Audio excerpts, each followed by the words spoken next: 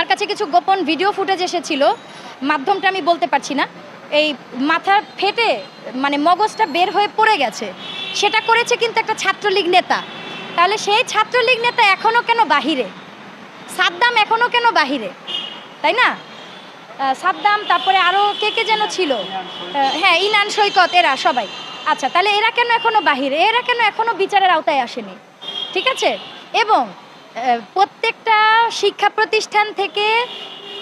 প্রতিষ্ঠানকে রাজনীতি মুক্ত করার জন্য এখনও কেন ছাত্রদেরকে মানে কি বলে এটাকে আন্দোলন করে যেতে হচ্ছে?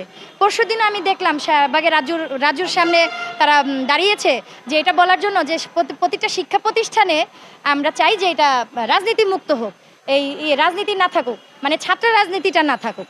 তাহলে দেখেন, এটা তো বিশ্ববিদ্যালয় কর্তৃপক্ষ কিন্তু স্বচক্ষে তখন দেখেছে, তাই না, যে তাদের ছেলে মেয়েদের সাথে কি করা হয়েছে।